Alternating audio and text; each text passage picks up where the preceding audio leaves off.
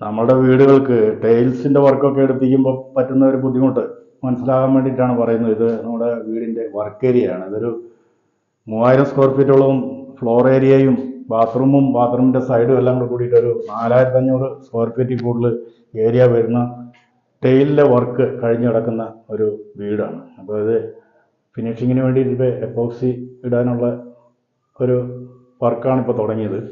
ബാത്റൂമൊക്കെ ചെയ്തു. ബാത്റൂമൊക്കെ ഇന്ന് ചെയ്ത് 4 ബാത്റൂം ഉണ്ടായിരുന്നു, അതെല്ലാം ചെയ്തു. എപ്പോക്സി വാങ്ങിയതിൽ ഒരു അല്പം ബാക്കി വന്നത് എന്നാൽ പിന്നെ വർക്ക് ഏരിയയുടെ ചുമരും കൂടി അന്ന് ഇതാക്കാമെന്ന് വിചാരിച്ച് നമ്മൾ തുടങ്ങിയതാണ്. അപ്പോൾ പറഞ്ഞു വന്ന കാര്യം എന്താണെന്ന് ചോദിച്ചാൽ,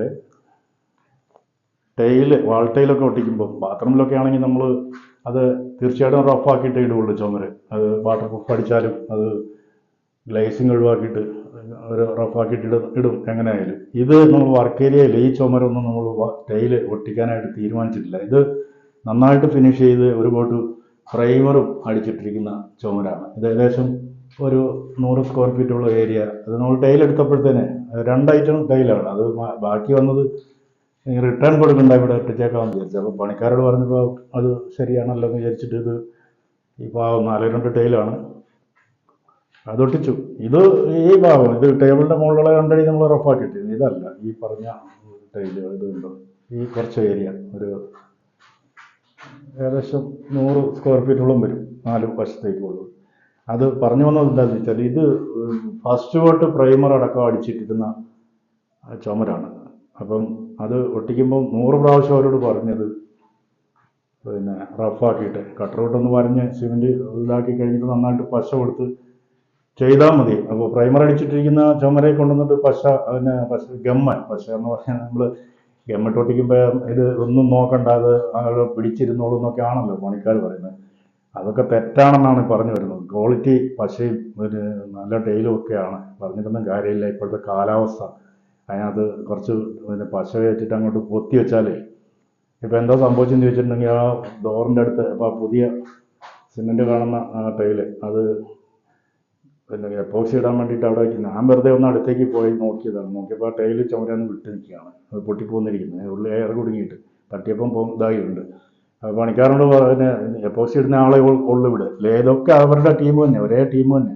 ഫിനിഷ് ചെയ്തതിൻ്റെ ഉത്തരവാദിത്വം അവർക്കുള്ളതാണ്, മൊത്തൻ്റെ വർക്കാണ്. അപ്പോൾ അങ്ങനെ പറഞ്ഞപ്പോൾ 2 പേരാണ് ഉണ്ടായിരുന്നത്. അവർ നമ്മളെ ചാടിക്കടിക്കാൻ വരികയാണ്. അവർ വെച്ചാൽ ഇത് ഞങ്ങളല്ലേ അത് ചെയ്ത ആൾ വേണം പറയാൻ, ഇത് ഞങ്ങളെ എപ്പോക്സി ഇടാനുള്ള ആൾ. ഓക്കെ, അത് പറഞ്ഞ് ഞങ്ങൾ അത് മതി. നമ്മളത് ഉത്തരവാദപ്പെട്ടവരോട് വിളിച്ചു, ടൈല് മാറ്റി കൊടുക്കാൻ പറഞ്ഞു. അപ്പോൾ ഇവിടെ ഉണ്ടായിരുന്ന ആ പണിക്കാരൻ തന്നെ ഇവിടെ ഉണ്ടായിരുന്ന ടൂൾസ് ഉപയോഗിച്ച് അത് പൊക്കി കഴിഞ്ഞ് നോക്കുമ്പോൾ എന്താണ്, അതിൻ്റെ ഉള്ളിൽ പശ എന്ന് പറയുന്നത് അവിടെ ഇവിടെയൊക്കെ ഉള്ളൂ. അതിനകത്ത് എയർ കുടുങ്ങി, അത് പിന്നെ എയർ ഇപ്പോഴത്തെ ചൂടല്ലേ, അത് ഇങ്ങോട്ട് വന്ന് പൊന്തി. ഇപ്പം നോക്കുമ്പോൾ തന്നെ നമ്മളിപ്പോൾ ഒരു സംശയമാണ്. ഇപ്പോൾ ഈ ഒരു 100 സ്ക്വയർ ഫീറ്റുള്ള ഏരിയ ഒട്ടിച്ചിരിക്കുന്നത് അങ്ങനെയാണ്.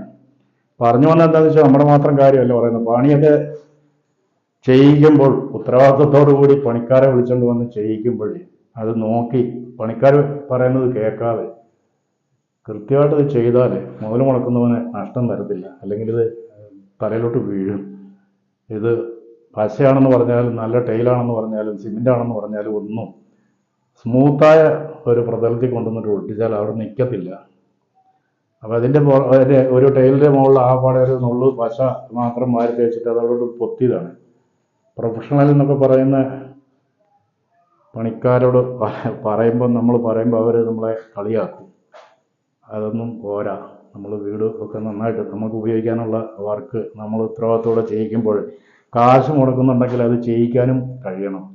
എൻ്റെ അനുഭവമാണ് പറയുന്നത്. ഞാൻ വളരെ ശ്രദ്ധിച്ച് ഒരുപാട് ഇതോടുകൂടി അവരോട് പറഞ്ഞതാണ്.